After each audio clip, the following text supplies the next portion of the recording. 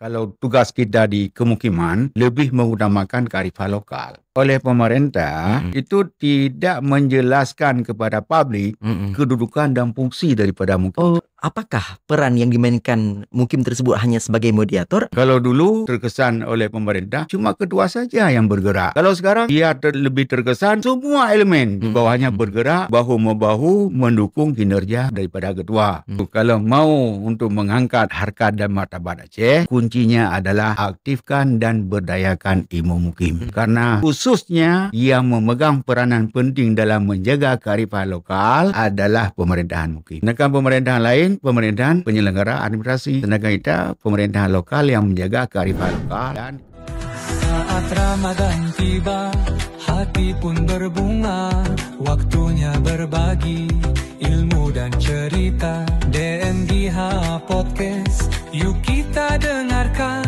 muhadatsah seru penuh keberkahan. Bincang seru nambah ilmu, di setiap waktu hati pun syahdu. Ramadan berkah, kita bersama menimba hikmah di setiap kata. Assalamualaikum warahmatullahi wabarakatuh. Ahlan ahibba DMDH TV dimanapun Anda berada. Senang sekali saya Nurul Zahri hadir kembali menjumpai Anda dalam satu program persembahan dari DMDH TV, yaitu DMDH Podcast yang bertajuk Muhadatsah Ramadan, bincang seru nambah ilmu. Dan tentunya alhamdulillah masih dalam suasana Ramadan, bulan yang mulia. Kita pada kesempatan yang berbahagia ini kita akan membahas tentang subtema yang begitu luar biasa, yaitu tentang mengenal lembaga mukim dan tupoksi dalam pemerintahan. Dan tentunya untuk membahas hal tersebut di studio telah berhadir sosok yang begitu luar biasa. Beliau merupakan sosok yang memegang peran strategis dalam Kecamatan Dewantara khususnya, yaitu dalam kemukiman Krunggukuh khususnya. Dan tentunya beliau ini juga pernah viral dikarenakan aksi heroik beliau dalam melakukan penyergapan pada tahun yang lalu, itu tepatnya pada bulan Ramadan, penyergapan kepada orang-orang yang mereka tidak berpuasa. Maka dengan heroiknya beliau melakukan penyergapan tersebut. Dan tentunya langsung nih, tanpa berlama lagi kita akan memperkenalkan beliau. Beliau adalah Walid Abdullah Ahmad yang merupakan imam mukim kemukiman Krunggukuh. Langsung saja kita sapa beliau. Assalamualaikum Walid. Waalaikumsalam warahmatullahi wabarakatuh. Bagaimana kabar Walid pada malam yang berbahagia ini? Alhamdulillah sehat. Alhamdulillah. Dan tentunya juga kita berharap kepada seluruh ahibba DMDH TV dimanapun Anda berada juga dalam kondisi sehat walafiat sehingga dapat menyimak secara penuh perbincangan kita, dikarenakan perbincangan kita insya Allah akan menjadi perbincangan yang benar-benar menarik untuk kita mengetahui dan mengenal lebih dalam apakah sebenarnya lembaga mukim tersebut dan bagaimanakah peranan yang harus dimainkan oleh lembaga mukim dalam memberikan kebijakan-kebijakan ataupun dalam pengambilan kebijakan dalam pemerintahan khususnya di Kecamatan Dewantara khususnya. Baik Walid, mungkin masyarakat ini bertanya-tanya Walid, dari segi kata mungkin mereka mengenal ada istilah mukim, namun mereka itu kurang mengenal apa sih itu mukim dan bagaimanakah peranan yang dimainkan oleh mukim dan bagaimanakah sejarah keberadaan mukim dan sistem pemerintahan Aceh. Bagaimana itu Walid? Baik, alhamdulillah. Sebenarnya kalimat mukim itu atau kata dari mukim itu sudah ada semenjak Sultan Iskandar Muda. Allah. Jadi bukan hal yang baru, baik di Indonesia maupun di khususnya di Aceh. Dan suatu pemerintahan lokal yang ada di dua keistimewaan. Provinsi yang istimewa di Indonesia itu dua. Yang pertama Provinsi Aceh dan yang kedua Provinsi Yogyakarta.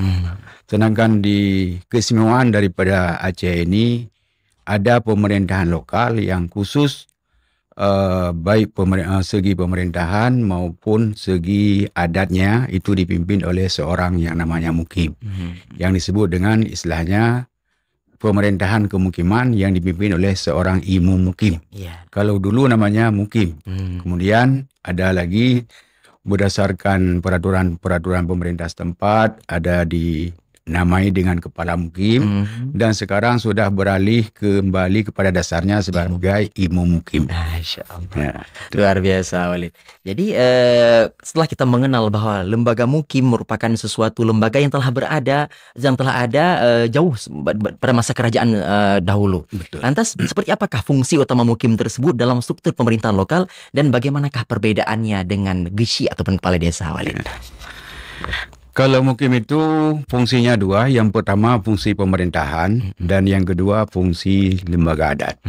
Kalau fungsi sebagai pemerintahan itu mengikuti aturan-aturan sebagaimana yang telah diatur oleh pemerintah, baik pemerintah pusat, daerah, kabupaten dan sampai kepada pemerintah kecamatan.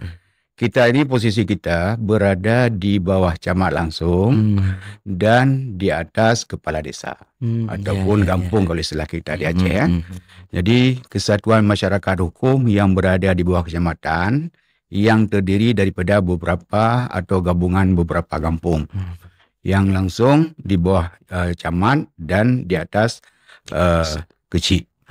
Juga merupakan satu lembaga sistem pemerintahan provinsi yang bersifatnya pemerintahan lokal. Sedangkan di daerah lain bahkan mungkin tidak ada dan tidak ada lah. Karena ini suatu kearifan lokal di Aceh yang ada UPA-nya membidangi bidang adat lokal, yaitu kearifan lokal, yaitu mukim. Berarti tugas mukim yaitu untuk membina ataupun mengatur masalah kearifan lokal yang berlaku langsung di daerah khususnya di Aceh. Iya. Sampai luar biasa. Dan tentunya sebagaimana yang Walid jelaskan tadi, fungsi mukim tersebut yaitu membina sesuatu yang berkaitan dengan kearifan lokal. Namun dalam pengambilan kebijakan, apakah ia hanya sekedar bentuk simbolis ataupun memiliki peran strategis dalam setiap pengambilan keputusan atau kebijakan yang berlaku dalam pemerintahan? Kalau soal ambil kebijakan itu ada ranah masing-masing. Kalau kita di tingkat kemukiman ataupun pemerintahan kemukiman, itu yang pertama sekali membawahi ada beberapa hal. Terutama sekali menjalankan pemerintahan lokal, yaitu menyangkut dengan kearifan lokal. Yang kedua membawahi bidang pelanggaran bidang syariat. Maksudnya bidang syariat, kemudian pembangunan, sosial dan adat. Itu ada 5 fungsi daripada kita seorang mukim. Lantas dalam pengambilan kebijakan, bagaimanakah posisi daripada mukim dalam pengambilan kebijakan itu, Walid? Kalau posisi sebagai mukim itu kita berada di posisi kearifan lokal itu khususnya. Kalau ada hal yang menyangkut dengan umum sifat ADM daripada pemerintah, kita ikuti pemerintah. Kecuali ada yang kekhususan Aceh. Ya, kekhususan Aceh mengenai dengan syariat itu harus berdasarkan kepada kearifan lokal. Maksudnya begini, kalau ada yang menyalahi dengan syariat, kita kedepankan kearifan lokal.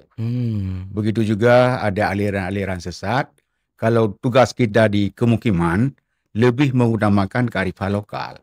Berarti itu dari nenek moyang kita, itu ajaran begitu tidak pernah kita dengar. Ya baiknya kalau di Aceh janganlah begitu. Jadi kita tidak bilang ini salah atau itu betul, itu tidak. Jadi kepada adat, sebagaimana adat yang dari nenek moyang kita dari dahulu sudah mengajarkan beginilah cara syariatnya. Ya, begitulah kita. Begitu juga yang pertama itu syariat, yang kedua mengenai dengan pembangunan. Kalau pembangunan itu harus kita jaga juga jangan melenceng dari kearifan lokal. Yang maksudnya ada pembangunan-pembangunan yang itu sudah jauh melenceng dengan adat, budaya dan syariat. Itu tugas kita. Bagaimana supaya tidak dilaksanakan. Itu juga dengan sosial ada kesenian, ada ini, ada itu jangan melenceng dengan syariat dan adat. Itu kira-kira. Artinya landasan tugas daripada seorang mukim tersebut memang tidak jauh-jauh daripada kearifan lokal yang mesti dijaga. Iya, betul. Lantas mungkin seperti yang Walid katakan tadi, bahwa apabila ada aliran-aliran lain lah yang mungkin secara nenek moyang kita tidak pernah mendengar aliran itu. Lantas sikap yang diambil oleh lembaga mukim, apakah mereka itu kita ajak dialog ataupun memang langsung kita berikan suatu statement, kelompok ini jangan berada di lingkungan kami, atau seperti apa itu, Walid? Menurut pengalaman saya itu udah beberapa kali itu yang berhadapan langsung dengan aliran yang begitu. Saya lebih efektif saya lihat itu melalui pendekatan secara sosial dan kita kemukakan dan kedepankan kearifan lokal.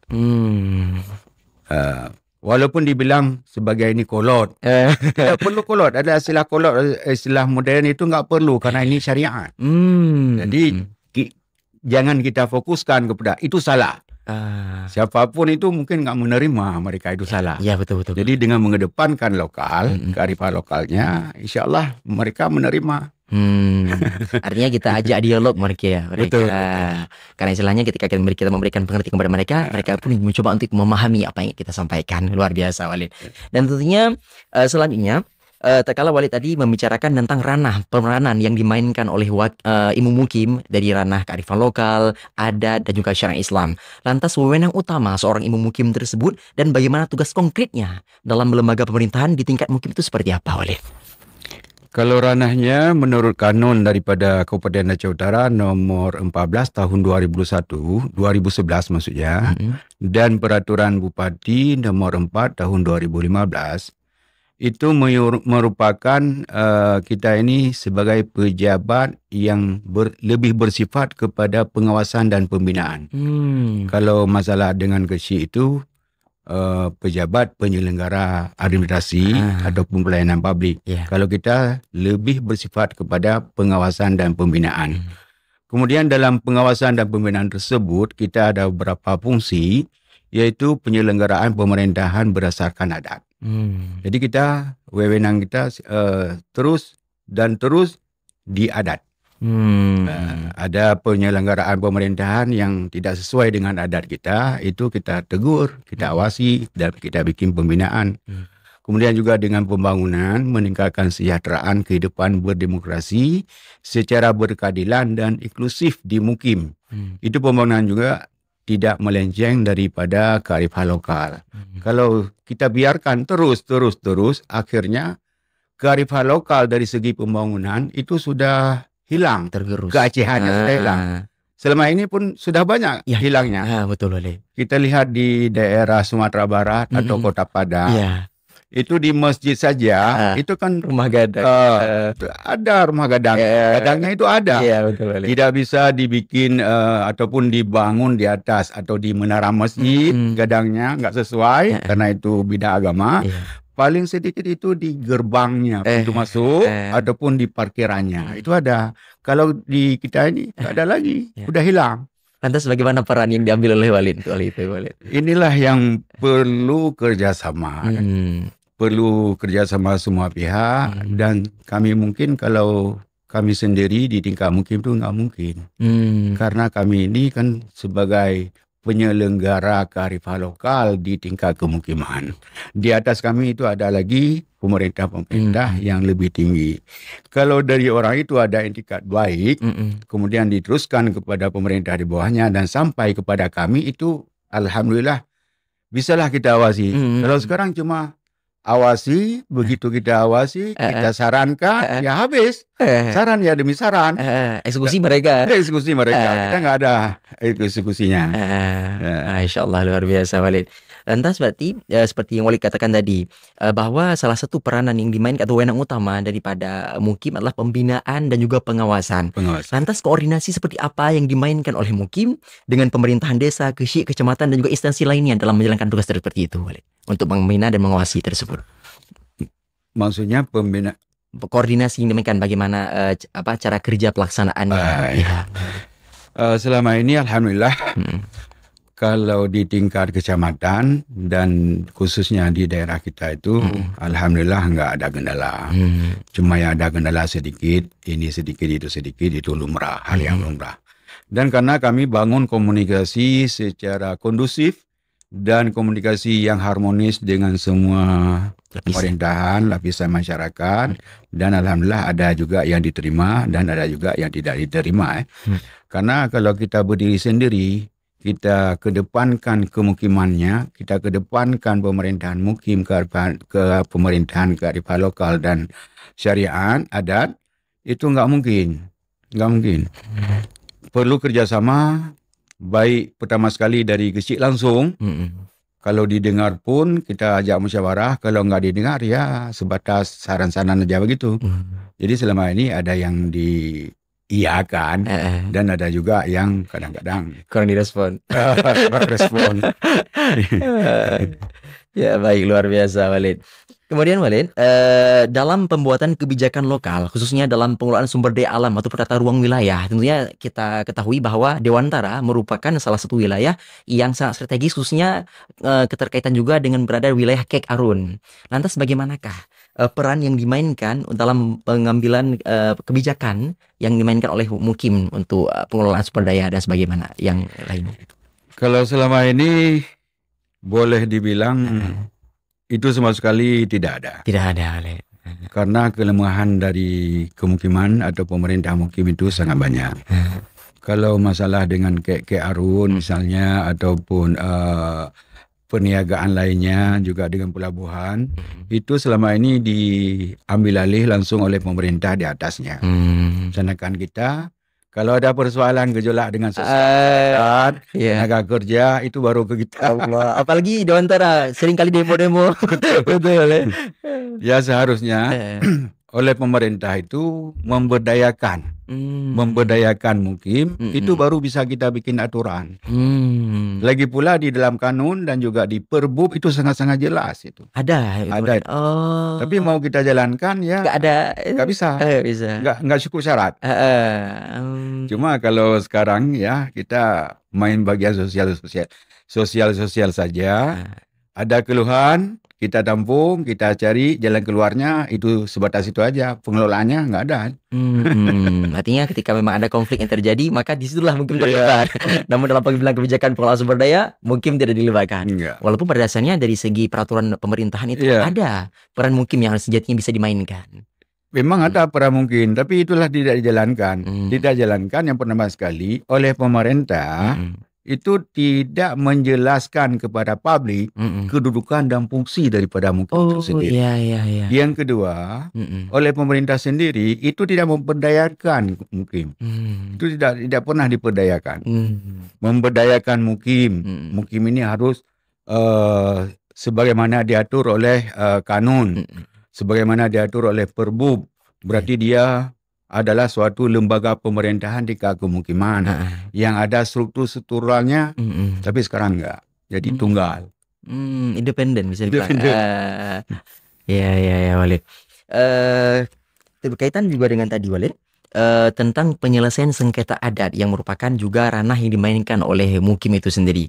Lantas apakah peran yang dimainkan Mukim tersebut hanya sebagai mediator ataupun seperti apakah besarnya pengaruh Mukim dalam setiap penyelesaian masalah khususnya dalam kaitan adat itu Walid?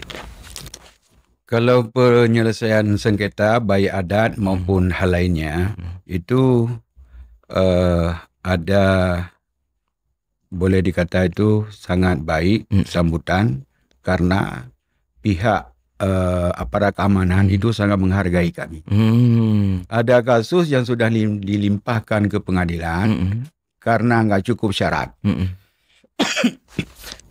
Itu kita di Aceh ini ada lex spesialis, lex spesialisnya itu tingkatan-tingkatannya. Yang pertama dari Gampung, kemudian nggak selesai penyelesaian sengketa di Gampung, baru ke kita.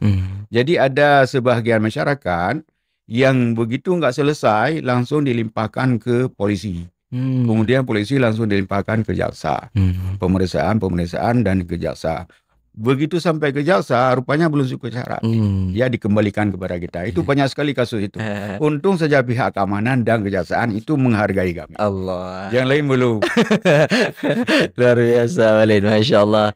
Begitu luar biasa perbincangan kita dengan Walid Mukim, yang mana beliau telah menjelaskan apa itu lembaga Mukim dan juga bagaimanakah peranan dan kewenangan yang dimainkan oleh Mukim, khususnya Mukim di sini yaitu berperan untuk mengawasi dan membina segala sesuatu yang berhubungan dengan adat, syariat dan juga kearifan lokal. Dan tentunya perbincangan kita belum selesai. Insya Allah setelah jeda kita akan kembali membicarakan bagaimanakah tantangan dan juga apa sih yang sedang diperjuangkan oleh Mukim. Karena seperti yang saya tahu, saya sering melihat di story beliau sering melakukan audiensi dengan pemerintahan. Apa yang sedang beliau perjuangkan? Itulah yang akan kita ulik setelah jeda pariwara berikut ini. Tetaplah setia bersama kami.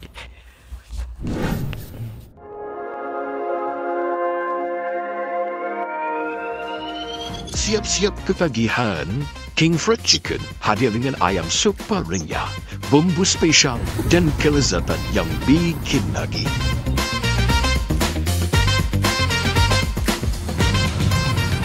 Crispy, juicy, pedasnya lagi. Harga pas, rasa kelas juara. Yuk cobain sekarang. King Fried Chicken, Raja Ayam Goreng, Raja Rasa.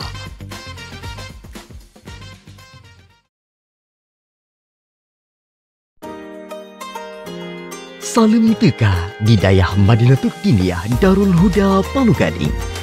Berdiri pada tahun 1987, diinisiasi oleh masyarakat Dewantara, hadir dengan berbagai keunggulan.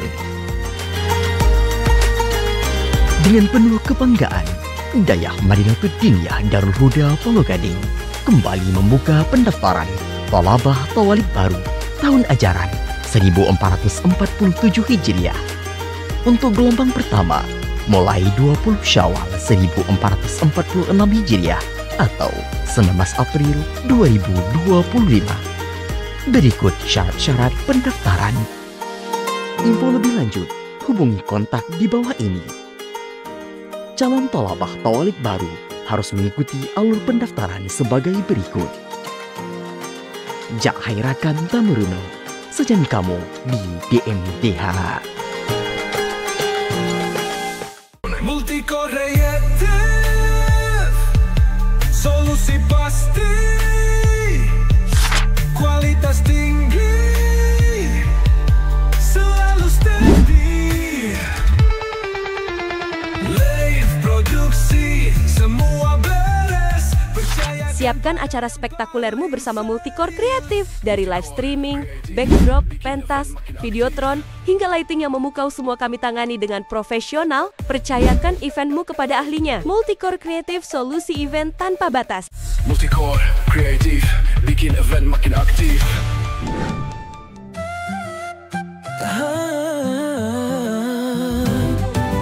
Wahai saudara, so syurga, Tamita ilmu serta beramal, Demba Otke setia bersama, bincang seru, nambah ilmu.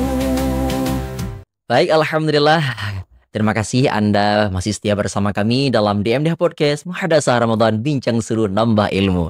Dan tentunya kita masih bersama Walid Mukim Kurungkuku. Beliau adalah Walid Abdullah Ahmad yang pada segmen pertama telah menjelaskan kepada kita bagaimanakah peranan dan wewenang daripada lembaga Mukim itu sendiri dan seperti apakah peranan yang dimainkan dalam setiap pengambilan kebijakan yang berlaku dalam pemerintahan.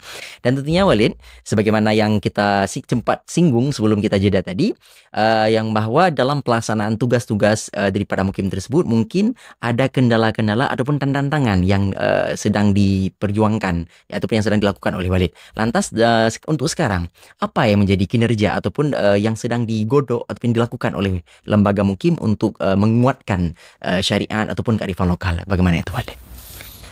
Jadi selama ini dan bahkan tahun yang lalu kami sudah beraudiensi dengan DPRK Kabupaten Aceh Utara, juga dengan pejabat-pejabat terkait lainnya, dan melahirkan beberapa rumusan yang menjadi kendala kami dalam memimpin kemukiman. Jadi Alhamdulillah melahirkan beberapa butir, yaitu yang pertama mengenai dengan jeri. Karena selama ini kami di Kabupaten Aceh Utara cuma menerima jerih mukim itu 1 juta sebulan. Jadi 1 juta sebulan. Sedangkan OP lainnya dari provinsi itu pun kadang-kadang ada, kadang-kadang tidak ada. Itu 500 per bulannya. Sedangkan kalau kita hitung-hitung, itu 1 juta.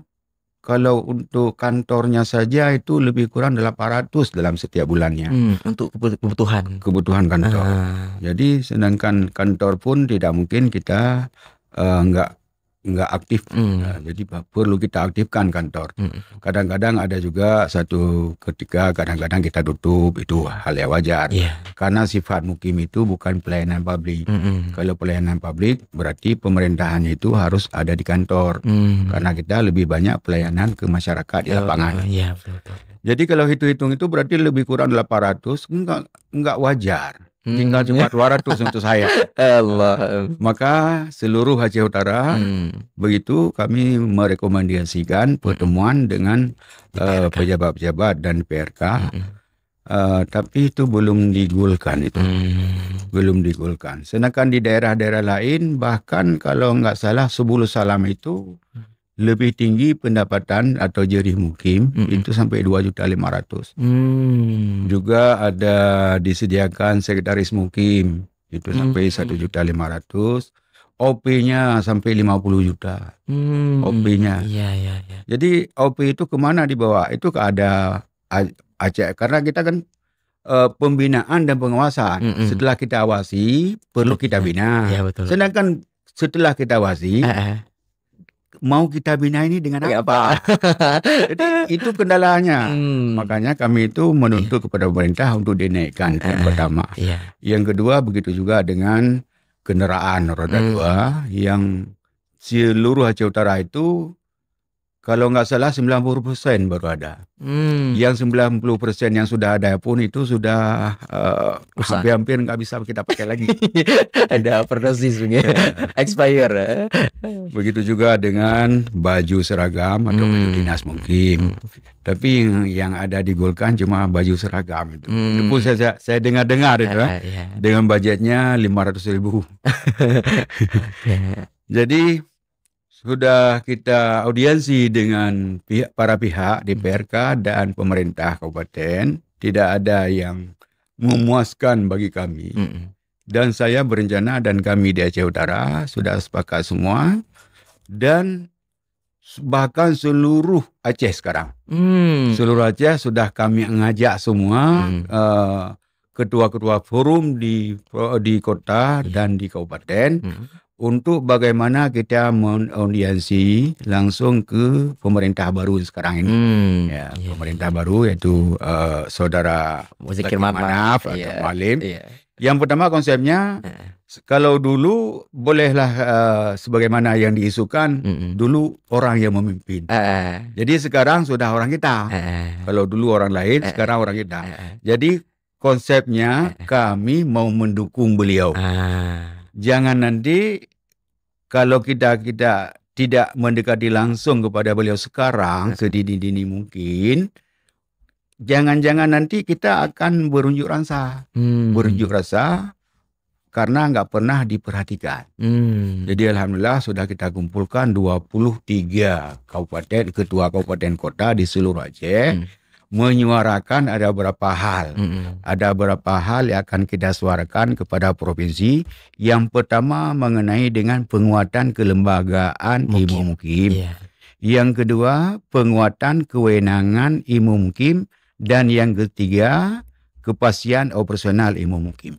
Itu 3 poin pokok yang dasar itu yang akan kita suarakan ke DPRA kepada pemerintah yaitu gubernur dan juga bila perlu kepada Wali Nanggro. Oh, karena memang di bawah Wali Nanggro langsung kalau nggak salah Wali. Kalau dulu kalau dulu begitu. Tapi sekarang udah simpang siur. Kita lihat di kanun Wali Nanggro sendiri itu enggak entah saya enggak baca, itu enggak dituliskan di situ kemana tunduknya kami. Jadi itu. Kalau ke pemerintahan itu enggak mungkin. Kalau ke Wali Nanggro pun tidak mungkin. Makanya saya pernah lelucon atau humor seperti anu bajingan. Allah Rabbi, anak yang tidak diharapkan. Kalau dulu itu mengenai dengan Mukim, Aceh itu kan sultannya satu, Iskandar Muda. Itu yang pembantuannya ada 4. Yang pertama Sago. Sago inilah yang para ulama. Kalau istilah Sago, Tengku Sago itu di Melabuh masih kental itu. Kalau Tengku Sago itu ulama. Itu yang pertama ulama, berarti pemegang hukum. Yang kedua Ule Balang. Kemudian yang ketiga Mukim dan yang keempat baru Gampung. Itu istilah kesultanan dari Iskandar Muda dulu. Jadi Mukim ini ada. Jadi berperan langsung di bawah Sultan Iskandar Muda. Apakah sekarang di bawah Wali Nanggro? Enggak. Kalimat itu enggak pernah saya ketemukan itu. Maka kami seluruh Aceh akan mempertanyakan sebenarnya induknya kami itu di mana? Karena selama ini kan begitu. Begitu kita pergi ke pemerintah kabupaten, kamu bukan anak kami. Oleh negara pun nggak tahu yang sebenarnya ini bagaimana. Atau memang kalau mau dimusnahkan KJH ya musnahkan aja mungkin ini kan. Allah. Karena yang memegang kendali keacehan kearifan lokal itu pemerintah kemukiman. Sedangkan camat, bupati, gubernur itu administrasi yang khusus yang untuk menjaga Aceh. Makanya kalau kami itu mensuarakan kalau mau Aceh ini lebih keacehannya, lebih kental keacehannya, mau diselamatkan Aceh, beridentitas Aceh, maka salah satunya adalah mukim. Berdayakan lembaga mukim ini. Masya Allah.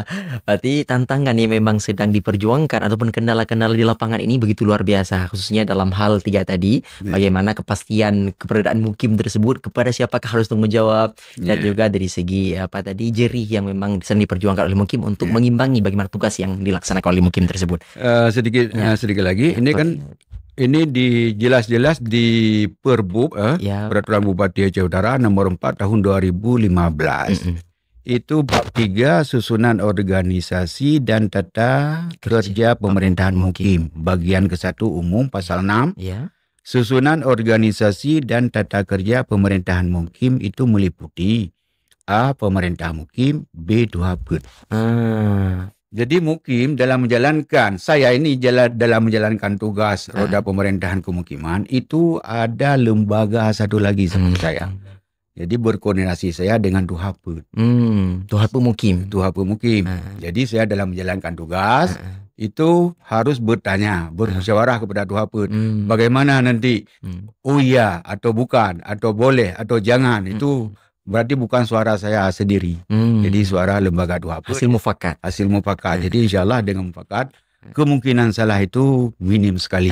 Karena memang ada pertimbangan yang terbantang. Itu kalau sudah diberdayakan. Tapi sementara sekarang, ini Duhaput ini yang nggak ada. Nggak ada. Itulah lucunya. Kemudian yang sedangkan tugasnya kan seperti saya uraikan tadi. Yang pertama, pemerintahan mengkoordinasi dan pengawasan pelaksanaan pembangunan, pembinaan sosial, kemasyarakatan. 3 dari istiadat, dan 4 pelaksanakan syariat. Sedangkan tugas kita sangat banyak dan besar lah. Kemudian itu yang organisasi pemerintahan. Sedangkan di bawah saya itu ada beberapa yang membidangi. Itulah yang bekerja. Sebenarnya kalau diaktifkan kami ini, itu kami ini enggak kewalahan dalam menghadapi di lapangan.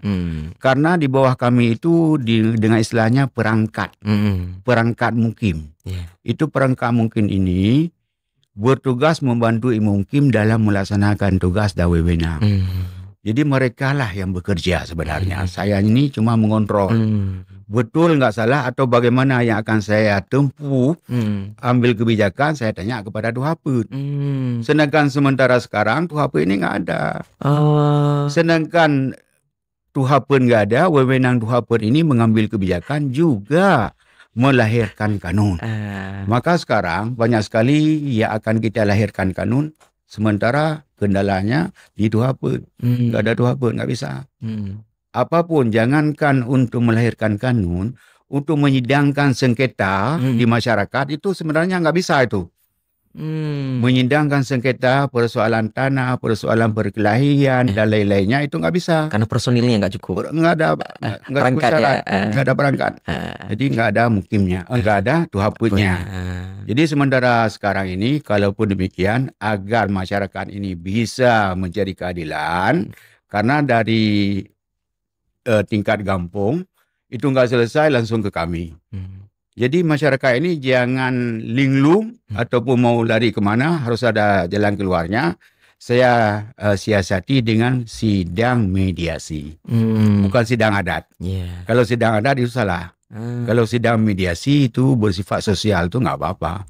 Kita cuma hanya memediasi ya. Sedangkan yang bekerja itu di bawah saya itu tadi kan bekerja dengan Duhaput. Yang bekerja di bawah saya itu ada beberapa, yaitu sampai 6. Yang pertama, Panglima Utun. Panglima Utun. Jadi masalah dengan Utun, ada kendala apa, itu urusan Panglima Udin. Saya menanyakan kepada beliau, oh ini ada sengketa begini bagian batas hutan, lahan perkebunan dan lain-lain. Berarti dialah yang di lapangan, bukan saya langsung. Itu sebenarnya. Kemudian juga dengan Petua Senebok, dan yang ketiga Kejurun Belang. Juga 4 Haria Pekan. Ini Haria Pekan inilah yang sangat krusial yang tidak disediakan. Haria Pekan sebenarnya ini semua ada. Juga Haria Pekan, Syahbandar dan Panglima Udin ini semua ada sebenarnya. Tapi oleh pemerintah itu kepada orang ini Panglima Udin, Petua Senebok, Kejurun Belang, Haria Pekan, Syahbandar dan Panglima Laut, langsung dia bekerja sama dengan pemerintah di atasnya. Enggak melalui kami. Seharusnya orang ini kami yang angkat. Koordinasi dengan kami. Ini tidak. Ini kan disebutkan lagi. Pengangkatan dan pemberhentian ketua lembaga adat. Ini butir C ini. Pengangkatan dan pemberhentian ketua adat sebagaimana dimaksud pada huruf B dilakukan oleh Imam Mukim dengan pertimbangan Duha Pemukim. Jadi kita yang meminta kepada Duha Pemukim bermusyawarah siapa yang kita angkat kelayakannya. Kemudian yang terakhir D-nya, pelantikan ketua lembaga adat dilakukan dalam musyawarah mukim yang bersifat terbuka. Sementara kemarin-kemarinnya sampai sekarang, mungkin ke depan jangan lagi, itu nggak pernah dilibatkan. Sedangkan orang itu bekerja di bawah kita. Tapi sekarang siapa yang lantik mereka, Walid? Saya nggak tahu. Nggak tahu. Nggak pernah dilibatkan. Tahu-tahu sudah ada. Oh gitu. Seharusnya kan kita. Seharusnya begitu. Ini kenapa? Inilah kelemahannya. Karena Perbub ini tidak dijalankan oleh pemerintah. Kemudian untuk kelancaran bekerja, itu ada lagi Sekretaris Mukim. Sekretaris Mukim ini diangkat dan diberhentikan oleh Bupati atas usul Imam Mukim melalui camat. Saya bermusyawarah dengan Duha Put mengangkat siapa. Tapi dengan catatan yang seperti di dalam Perbub dan Kanun, yaitu harus dari PNS. Dari PNS, saya bermusyawarah dengan Duha Put kepada camat. Hasil musyawarah itu mengusulkan kepada camat. Oleh camat mengusulkan atau mengajukan kepada Bupati untuk dilantik, ditugaskan ke sekretariat kita. Inilah yang semua inilah boleh dikata ini yang nggak ada. Karena nggak ada, inilah kendala utama bagi kita dalam bekerja. Masya Allah, ternyata begitu banyak persoalan yang sedang dialami dan diperjuangkan oleh lembaga sangat banyak. Mulai daripada kedudukan mereka, bagaimana struktur yang seharusnya bisa diperankan oleh Mukim, namun ternyata disitulah terjadi kecacatan yang memang sejatinya harus disempurnakan oleh pihak-pihak yang memiliki otoritas dan berwenang untuk mengatasi hal tersebut. Makanya saya waktu audiensi dengan DPRK dan pejabat pemerintah, termasuk dengan Bupati, itu yang mempersoalkan yang sangat-sangat berdasar itu Haria Pekan. Karena daerah kita kan daerah pusat pembelanjaan, karena Kurung Gekuh ini kan pusat ibu kota. Kalau Aceh Utara itu di Dewantara lah nomor 1. Bahkan PAD-nya Dewantara, Aceh Utara itu yang paling banyak PAD dari Dewantara. 7, sekian miliar per tahun. 7, sekian. Kalau nggak salah 7,2 miliar setahun itu. Paling tinggi PAD-nya dari Dewantara ketimbang dengan kecamatan yang lain. Haria Pekan ini kan yang mengatur masalah pekan. Yang paling besar pekan itu kan di Aceh itu umumnya seluruh Aceh itu 3 kali megang. Hari mak megang. Iya betul. Itu termasuk dari, kalau nggak salah itu termasuk juga dengan itu berusaha dengan Haria Pekan. Juga pasar hari pekan mingguan. Di daerah kecamatan ini hari Pulan, hari Pulin. Kalau khususnya di Dewantara di Minggu itu hari Minggu. Itu kan kontribusi masuk itu. Yang orang memungut itu dari Haria itu kan dia pungut uang ini, uang itu. Memang itu legal. Legalitasnya dari pemerintah. Tapi dari pemerintah pelaksana itu, dari dinas pasar dinas tingkat 2 itu langsung kepada yang bersangkutan, enggak melalui kita. Bahkan enggak melalui camat pun. Allah. Banyak yang dilangkahi berarti. Banyak dilangkahi. Tapi sepengetahuan Pak Gesi, Oh ya. itu sebenarnya kan hak kami itu. Hakim. Kamilah yang berurusan dengan dinas. Berarti kamu, Bapak Dinas, itu pemasukan dari kami melalui harian bekal ini berapa? Kami setor. Dari di sinilah kami nanti ini untuk Pak Gesi, untuk kampung atau pembagian-pembagiannya. Dan kalaupun boleh begitu orang itu langsung ke lapangan, tapi bagian dari saya itu mana?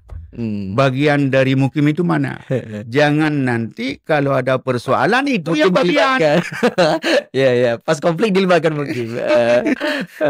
Makanya itu kalau saya itu mengenai dengan jerih itu enggak saya pertanyakan itu. Enggak banyak saya pertanyakan karena banyak sekali peluang-peluang yang bisa kita cari sendiri. Pokoknya yang kita tuntut dasar di Aceh Utara itulah peraturan bupati yang sudah ditandatangani itu sudah resmi, tolong dijalankan. Itu yang nggak pernah dijalankan. Allah. Kalau boleh tahu Walid, apa namanya komunitas ataupun perhimpunan Mukim di Aceh itu apa namanya? Itu kalau dulu itu ada FOMA. FOMA itu Forum Mukim Aceh. Jadi FOMA itu saya pelajari langsung bertemu dengan Pak Ansari yang ketua sekarang. Ketua apa itu? Ketua FOMA seluruh Aceh. Tapi beliau ada bekerja. Dan efektif sekali waktu bekerjanya. Dan banyak sekali masukan-masukan dan juga dokumen-dokumentasi yang telah diberikan ke saya. Saya bergerak mendekati dia kenapa? Karena selama ini dari kami di daerah-daerah menganggap seolah-olah ketua Aceh itu tidak pernah bekerja atau ada bekerja tapi tidak maksimal. Maka saya gerakkan langsung dari bawah seluruh Aceh menggerakkan. Bahkan ada bikin grup IMA, Imu Mukim Aceh. Jadi forum IMA, forum Imu Mukim Aceh, ya adminnya saya sendiri, tidak ada orang lain.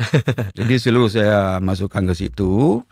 Jadi menjumpai Pak Ketua FOMA itu, Pak Ansari, beliau menjelaskan kepada saya, rupanya ada bekerja beliau. Tapi kenapa nggak sampai ke kami, itu putus komunikasinya. Karena sekarang ke media harus kita kedepankan. Allah, ini jadi platform yang menjadi wasilah. Ya. Tapi orang itu nggak mengedepankan media. Jadi ada bekerja tapi nggak sampai ke bawah. Terkesan kami di bawah ini, ketua besar itu nggak bekerja, padahal ada bekerja. Baik, kalau begitu berarti itu kelemahan kita, saya bilang. Yang kedua, saya akan mengumpulkan seluruh ketua kabupaten kota seluruh Aceh, bagaimana kita mendukung kinerja ketua. Kalau dulu terkesan oleh pemerintah, cuma ketua saja yang bergerak. Kalau sekarang, biar lebih terkesan, semua elemen di bawahnya bergerak, bahu-membahu mendukung kinerja daripada ketua. Jadi alhamdulillah sudah melahirkan rekomendasi, tapi untuk sementara beliau ini enggak kita libatkan karena sudah agak tercemar namanya selama ini. Kita jaga nama baik beliau. Nanti waktu sudah hari hanya kami langsung melibatkan beliau, dia yang di depan, kami yang di samping, bersama-sama bergerak. Jadi kalau begitu kesan, insya Allah kalau selama itu kesannya tidak bergerak demikian, sekarang kita akan bergerak demikian. Sehingga oleh masyarakat, oleh pemerintah tahu ini sudah bergerak mungkin seluruh Aceh. Begitu. Masya Allah, luar biasa. Sebagaimana yang telah kita dengarkan penjelasan dan pemaparan luar biasa daripada Walid tadi, bahwa begitu banyak perjuangan yang sedang diperjuangkan dan kendala-kendala yang sejatinya kendala tersebut dapat dihilangkan untuk bisa memaksimalkan peranan yang dimainkan oleh Mukim. Dan tentunya kita selanjutnya, pada segmen selanjutnya kita akan mendengarkan bagaimana harapan yang sejatinya harus digaungkan dan bisa diterima dan ditampung oleh pemerintah. Mudah-mudahan harapan tersebut nantinya bisa diwujudkan dan bisa diperankan dengan baik oleh Mukim untuk melahirkan keputusan-keputusan nantinya. Dan tentunya perbincangan kita belum selesai. Insya Allah kita akan kembali setelah juada pariwara berikut ini. Tetaplah setia bersama kami di Muhadasah Ramadan, bincang seru nambah ilmu.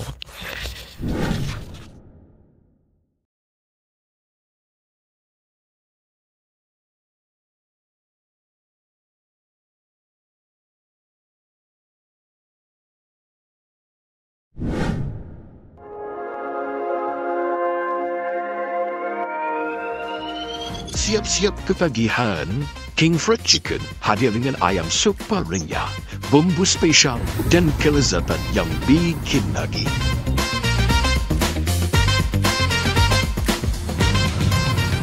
Crispy, juicy, pedasnya nagih. Harga pas, rasa kelas juara. Yuk cobain sekarang. King Fried Chicken, Raja Ayam Goreng, Raja Rasa.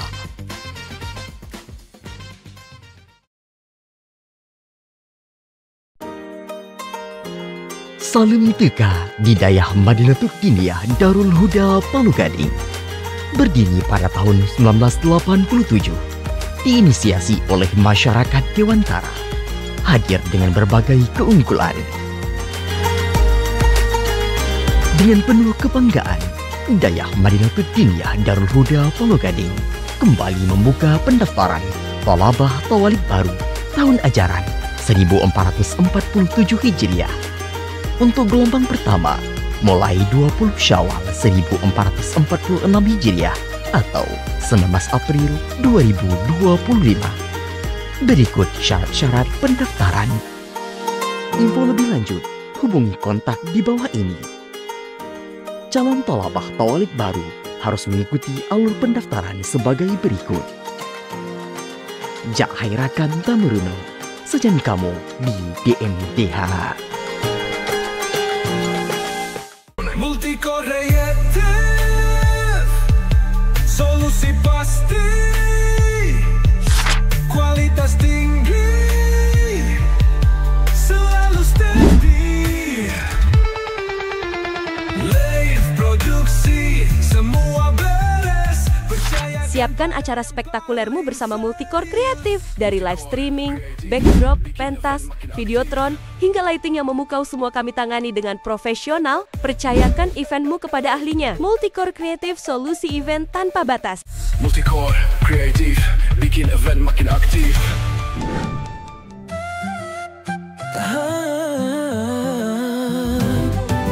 Wahai saudara, so syurga, tamita ilmu serta beramal, demba otke setia bersama, bincang seru, nambah ilmu. Baik, Alhamdulillah, ahibba DMD TV dimanapun Anda berada. Terima kasih Anda masih... Oh iya, siap. Ya. Baik, Alhamdulillah, ahibba DMD TV dimanapun Anda berada. Terima kasih Anda masih setia bersama kami dalam perbincangan yang begitu luar biasa dengan tokoh masyarakat Dewantara, yaitu Walid Mukim, yaitu Walid Abdullah Ahmad. Dan tentunya terlepas daripada berbagai tantangan dan juga kendala-kendala yang Walid hadapi di lapangan, sejauh ini apakah peran yang telah dimainkan atau langkah konkret yang telah dimainkan oleh Walid untuk menjaga adat, syariat, dan juga sesuatu yang berkaitan dengan pembangunan sebagaimana wewenang daripada Imam Mukim itu sendiri, Walid? Baik, Alhamdulillah. Setelah apa yang telah saya uraikan tadi, ada program yang akan saya mainkan untuk tahun ini ke depan. InsyaAllah ada 5 pilar pokok untuk dalam rangka menjaga menyelamatkan generasi muda. Ya, Masya Allah.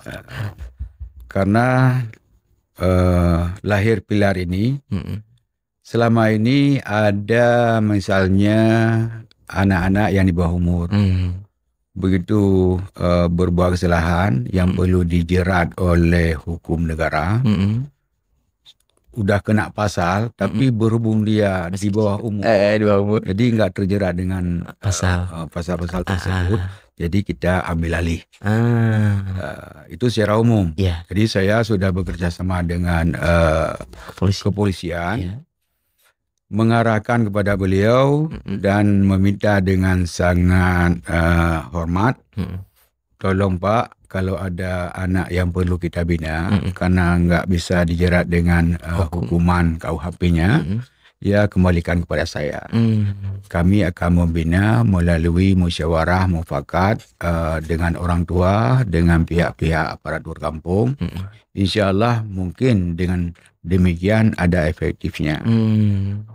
karena selama ini kan begitu ditangkap, dia kasus mencuri atau kenakalan remaja. Apalagi sekarang kan geng-geng itu banyak sekali. Itu kalau waktu kita tangkap atau orang itu yang tangkapnya itu di bawah umur. Kalau di bawah umur itu kan terpaksa dilepas kembali dihukum. Iya betul. Tapi kalau dikembalikan kepada kita, insya Allah akan kita bina. Kita panggil orang tuanya, bikin pembinaan. Itu secara umum. Kemudian yang secara khususnya, saya itu sudah beberapa kali dan beberapa kecil sudah bekerja sama untuk melahirkan kanun. Karena di tingkat kita mukim itu belum bisa melahirkan kanun. Jadi tingkat kecil, alhamdulillah itu kalau nggak salah Palu Gading.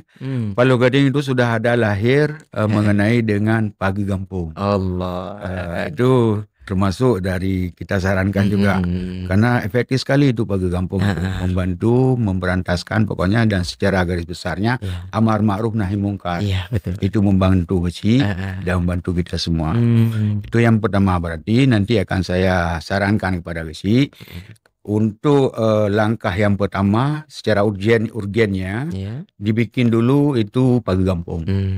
Kemudian langkah selanjutnya baru dibikin kanun mengenai dengan sanksi-sanksi, baik sanksi pembinaan yang tidak terjerat dengan pasal KUHP maupun dengan yang terjerat, berarti yang tidak terjerat di bawah umur, yang terjerat itu sudah otomatis ada pasal-pasal sendiri, itu nggak perlu lagi. Yang perlu sekali dibikin kanun kampungnya bagaimana anak ini yang di bawah umur, pembinaannya itu perlu. Itu akan saya mengajak dan bahkan sudah mengajak beberapa kecil. Alhamdulillah sambutannya sangat bagus. Itu yang pertama. Yang kedua, saya akan mengunjungi sekolah-sekolah, baik sekolah tingkat SLTP maupun SLTA, bahkan sampai ke daerah sendiri. Juga untuk tingkat SD atau min itu karena kategori anak kecil-kecil mungkin itu belum bisa kita terapkan, karena itu bukan anak di bawah umur, memang anak-anak itu. Masih dunia anak-anak. Jadi itu belum fokus kita ke situ. Jadi fokus pertama sekali tingkat SLTP dan SLTA. Yang mana dalam kunjungan tersebut, baik kunjungan secara di waktu hari Senin yaitu dalam upacara bendera, ataupun di hari Jumat dalam acara zikir yasinan. Itu saya yang pertama sekali akan menyampaikan kepada murid-murid sekolah bagaimana bahaya-bahaya daripada ini, daripada itu yang melanggar dengan syariat, melanggar dengan aturan negara dan sebagainya. Itu akan kita melakukan penyuluhan langsung kepada murid-murid sekolah. Dan harapan kepada guru dan kepala sekolah, itu selama ini sudah bagus dan jangan dihentikan, dilanjutkan terus. Waktu anak masuk sekolah, itu diminta surat aktif pengajian. Kalau di tingkat SLTP, SD itu berarti 6 bulan. 6 tahun. 6 tahun, kalau tingkat SLTP 3 tahun, kalau SLTA 3 tahun. Jadi setiap 3 tahun itu diminta. Jadi kalau boleh, begitu di tingkat SD atau min itu jangan 6 tahun. Jangan nanti waktu masuk yang pertama bolehlah. Waktu masuk pertama sekolah minta surat bisa mengaji. Itu boleh, nggak apa-apa walaupun ngaji-ngaji kerak. Itu 1, 2, 3 sampai kelas 6 berarti 6 tahun. 6 tahun itu kalau boleh di kelas 3 nanti. Begitu habis kelas 3 naik ke kelas 4, itu harus diminta satu surat aktif pengajian. Berarti anak-anak itu selama 6 tahun itu ada 2 kali diminta surat itu. Ya, betul. Itu ke sekolah. Selama ini kan cuma 6 tahun aja tuh kalau SD. Sekali waktu keluar, waktu masuk ke SLTP ini jangan itu lagi. Di SD atau di min sendiri naik dari kelas 3 ke kelas 4 sudah kita minta satu. Itu yang pertama. Kemudian yang kedua, saya akan mendekati dan akan membuat rapat musyawarah dengan para guru-guru pengajian. Jadi pimpinan-pimpinan pengajian, baik rumah pengajian maupun balai pengajian, Yang ke daerah nggak mungkin. Itu dah efektif sekali. Jadi ke pimpinan-pimpinan balai pengajian dan rumah pengajian, tolong jangan mengeluarkan surat aktif mengaji kepada anak yang tidak mengaji. Allah. Itu jangan. Saya akan bertindak keras dan akan bersikeras kepada mereka, kepada orang-orang tua kami yang dari unsur pimpinan pengajian, balai pengajian, majlis taklim ataupun rumah pengajian. Jangan sekali-sekali mengeluarkan kepada anak-anak yang tidak mengaji akan surat aktif mengaji. Jadi ada juga yang bertanya, berarti itu kendala juga? Ya memang kita bikin kendala itu. Supaya kenapa? Supaya anak itu harus mengaji. Karena kalau kita tidak mengaji, nggak ada suratnya itu. Jadi harus mengaji dulu. Jadi nanti semisalnya ada anak yang nakal, memang nakal nggak mau dia mengaji, ataupun nggak mau mengaji di tempat balai pengajian, di tempat khusus, ataupun di majelis taklim ataupun di rumah pengajian. Kadang-kadang ada pengajian privat di rumah. Iya betul. Itu kan nggak bisa dikeluarkan karena itu privat itu nggak kategorikan kepada lembaga pendidikan. Iya betul. Nggak bisa. Kalau yang bersifat begitu berarti surat itu saya yang akan mengeluarkan. Oh iya, diambil alih oleh mukim. Jadi kenapa begitu kita ambil alih? Karena untuk menyelamatkan. Dia memang ada mengaji, tapi suratnya nggak keluar. Kenapa? Karena bukan lembaga khusus. Tapi privat. Karena privat itu. Itu yang kedua. Yang ketiga ya. Yang keempat itu masyarakat. Menghimbau kepada masyarakat. Itu sebenarnya bulan puasa ini sudah mulai. Mungkin besok-besok malam sudah mulai lagi. Saya akan menghimbau langsung di sela-sela sembahyang tarawih atau di habis ceramah nanti. Menghimbau kepada masyarakat supaya menghidupkan kembali budaya-budaya tegur itu. Betul. Budaya tegur. Apakah anak-anak bolos sekolah ditegur, anak merokok ditegur, anak bolos enggak mengaji ditegur, ataupun bahkan anak tidak mengaji sekalipun itu ditegur. Jangan itu mentang-mentang anak orang saya enggak berani tegur, enggak ada istilah enggak berani. Saya yang jamin dengan syarat dan ketentuan tegur secara mendidik. Ya, betul. Jangan keras-keras. Ya, betul. Apalagi memukul, itu saya nggak izinkan. Kalau dengan teguran secara mendidik dan secara lemah lembut, dia pulang ke rumah mengadu kepada orang tuanya marah-marah, langsung menjumpai orang tegur tersebut sampai berkelahi dan sebagainya. Saya yang tanggung jawab. Bila pun nanti perkelahiannya sampai dipidanakan, saya yang menerima sanksinya. Itu jaminannya. Tapi dengan catatan, jangan kekerasan. Ya betul. Karena itu menyelamatkan generasi. Karena banyak sekali kan, ini anak saya, kenapa kamu urus? Ini anak saya, kenapa kamu gitu? Itu banyak sekali itu di masyarakat kita, apalagi di bandara.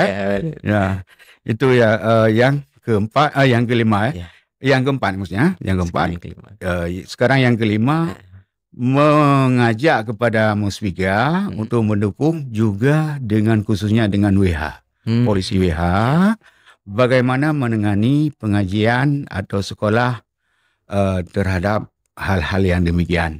Dalam maksudnya begini, kalau ada anak sekolah yang bolos, WH ambil alih, bagaimana? Begitu juga dengan Musbika. Musbika melindunginya. Pokoknya yang tidak sekolah, yang tidak mengaji akan diberikan sanksi. Sekarang kan banyak sekali yang bolos sekolah. Dari rumah pergi sekolah, tapi tahu-tahunya di permainan game, warnet. Dari rumah pergi ngaji, tahu-tahunya nongkrong di persimpangan. Sehingga nanti terjadilah tawuran-tawuran dan terbentuklah geng-geng kecil. Dari kecil dah bentuk geng kecil, dah besar ya. Jadi geng besar. InsyaAllah. Jadi itu pilar 5 program pokok yang kita andalkan dalam tahun ini. Masya Allah, begitu luar biasa program yang sedang dijalankan dan bahkan sedang akan diprogramkan dan bahkan sedang dijalankan oleh Mukim. Dan Mudah-mudahan bahkan ada yang sudah kita jalankan. ya, mudah-mudahan program-program tersebut dapat berjalan lancar dan tentunya akan melahirkan berbagai perubahan-perubahan dari inovasi-inovasi yang dilakukan oleh lembaga Mukim itu sendiri. Dan terakhir Walid, bagaimanakah harapan daripada Walid sendiri selaku Imam Mukim Kemukiman Krungkuku, baik itu kepada masyarakat, kemudian kepada pemerintahan tingkat kecamatan, bahkan tingkat lebih tinggi, untuk mudah-mudahan kendala-kendala yang sedang dihadapi dapat diminimalisir sehingga kiprah dan peranan daripada Mukim tersebut benar-benar bisa dijalankan dengan sebaiknya. Alhamdulillah, terima kasih. Pengharapan kepada pemerintah di semua tingkatan, ya otomatis yang pertama di atas tingkatan saya dan juga kepada di bawah saya itu Pak Kesi. Apapun yang telah saya programkan ini mustahil jalan bila tidak didukung oleh semua elemen, baik elemen pemerintah maupun elemen masyarakat sipil. Itu harapan satu. Memang ini kalau istilah hasilnya celangit. Saya sendiri menyadari ini celangit. Ya, tapi bukankah itu hal yang mustahil? Kalau tidak kita dukung, ya boleh jadi ya mustahil lah. Kalau didukung, Insya Allah akan terwujud. Insya Allah tidak akan itu lagi. Itu yang pertama harapannya program tersebut. Ini demi menyelamatkan anak bangsa, generasi bangsa, generasi Quran kan. Banyak sekali timbul-timbul geng-geng sekarang. Apa itu yang begal itu udah ada terindikasi di kampung-kampung yang dari anak kecil yang sudah mulai tumbuh-tumbuh geng itu. Apa itu namanya tuh? Yang bawa parang itu begal itu sudah ada itu dari 1-2 itu sudah ada. Itu harapan yang pertama. Yang kedua harapannya kepada pemerintah, kalau ingin memang mau memikirkan dengan serius masalah Aceh, kita ini jangan ketinggalan. Di Yogyakarta itu sama ada status dengan kita, sama-sama ada keistimewaannya. Di Yogyakarta itu tidak ada pemilihan satu kepala daerah pun. Betul loh ya. Kan? Kalau di Aceh nggak ada yang ada sampai yang ke bawah. Itu orang kecil sendiri. Kepala dusun. Betul. Itu ada pemilihan. Kenapa di Yogyakarta itu ada? Karena di Yogyakarta itu kental dengan kearifan lokalnya. Kita kehilangan itu. Sedangkan kita ini kadang-kadang kita sendiri yang tidak menghargai. Allah, itu yang paling parah, miris. Itu kalau mau untuk mengangkat harkat dan martabat Aceh, salah satu kuncinya adalah aktifkan dan berdayakan Imam Mukim. Karena khususnya yang memegang peranan penting dalam menjaga kearifan lokal adalah pemerintahan Mukim. Sedangkan pemerintahan lain, pemerintahan penyelenggara administrasi. Sedangkan kita pemerintahan lokal yang menjaga kearifan lokal dan keistimewaan Aceh. Masya Allah. Untuk masyarakat, setelah lagi. Alhamdulillah juga harapan yang terakhir kepada masyarakat, bila ada hal-hal kejanggalan yang melanggar dengan syariat, tolong laporkan ke kami. Tolong laporkan. Jangan dibiarkan. Dan jangan dari si A lapor kepada si B, itu nggak ada penyelesaiannya, si B ke si C, dan seluruhnya sudah tahu semua, sedangkan kami tidak tahu. Selama ini banyak sekali kasus-kasus yang tidak dilaporkan, sehingga terkesan seolah-olah kami ini membiarkan. Tapi dengan catatan, seperti saya uraikan tadi, saya bekerja sendiri. Otomatis itu nggak sampai semua 100% tercover. Tapi alhamdulillah ada yang sudah tercover dan ada yang belum, dan ada bahkan mungkin kadang-kadang tidak tercover sama sekali. Karena kenapa? Kita akan melihat kasus dulu. Ini kasus apa ini? Kasus narkoba maksudnya. Kalau ingin kita tangkap orang yang pemakai atau sindikat-sindikatnya, itu saya harus melapor kepada pihak kepolisian. Kepada pihak kepolisian saya bikin laporan secara langsung aja dengan telepon saja, langsung diterima karena kami itu enggak dianggap main-main kalau udah kami yang lapor. Langsung itu 1, 2, 3 malam dengan hitungan 3 malam dia intip kan, diintelkan, intelijen kan. Terbukti langsung ditangkap. Jadi kita agak lambat. Kenapa lambat? Itulah proses. Karena karena mau menangkap sindikatnya itu harus ada barang bukti. Jangan asal grebek. Kalau asal grebek, malam ini ada langsung kita grebek. Udah gitu kita serahkan ke aparat keamanan. Kasusnya apa? Barang buktinya nggak ada. Jadi kasus pengandangannya oleh pihak keamanan malam itu dalam kasus pengamanan. Kan diamankan. Iya, betul. Bukan ditangkap. Kecuali begitu kita grebek langsung ada barang bukti di situ, berarti langsung dari pengamanannya udah jadi penangkapannya. Beda di proses pengamanan dengan penangkapan. Beda. Siap, Jadi begitu menurut kasus. Kalau kasus biasa-biasa perlu grebek terus. Karena kenapa? Karena kadang-kadang seperti tadi laporan, ada laporan anak-anak kumpul-kumpul, jam tarawih di situ, jam pokoknya setiap waktu di situ dia. Jadi nggak pakai narkoba, nggak apa-apa, nggak berbuat anarkis, cuma ngumpul-ngumpul aja. Jadi tapi itu sudah nggak bagus lagi ya di pandangan kita. Kearifan lokal Acehnya bukan begitu. Acehnya kalau malam, apalagi malam kan tarawihan, itu kita ngumpul-ngumpul di masjid. Ya, tapi orang itu, anak-anak itu kumpul di tempat lain, itu sudah kejanggalan. Jadi kalau itu seperti laporan tadi, nggak berbuat anarkis, nggak ada ini, nggak ada itu yang menjerat hukum, ya nggak apa-apa, grebek aja. Nggak perlu kita intip-intip, langsung aja orang itu. Jadi harapannya kalau ada apa saja yang kejanggalan melanggar kepada syariat, kepada kearifan lokal, ada istiadat, tolong dilaporkan kepada kami. Dan saya akan meneruskan apa ke WH, Wilayatul Hizbah, atau ke kepolisian.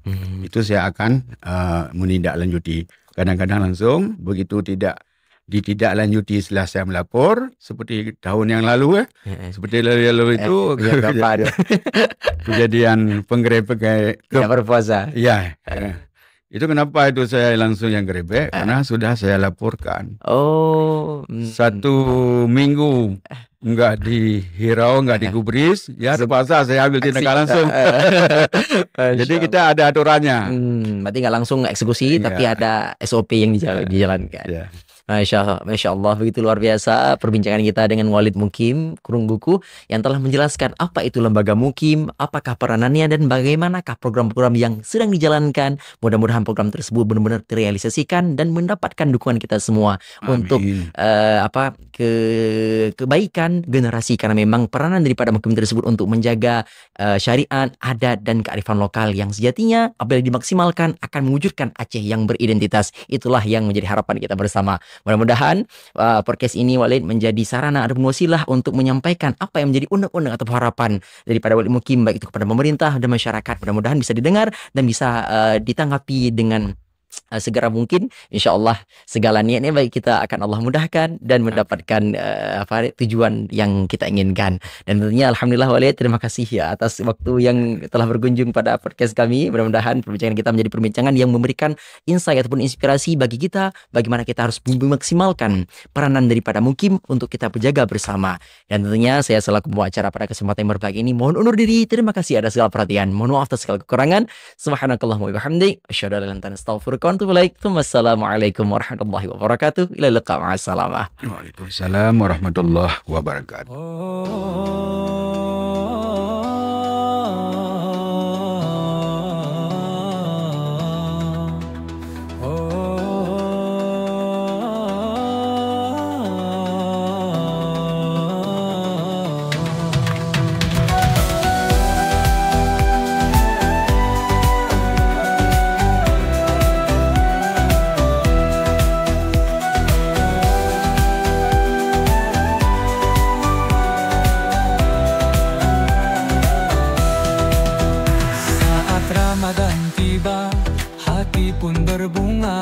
Waktunya berbagi ilmu dan cerita. DMDH Podcast, yuk kita dengarkan.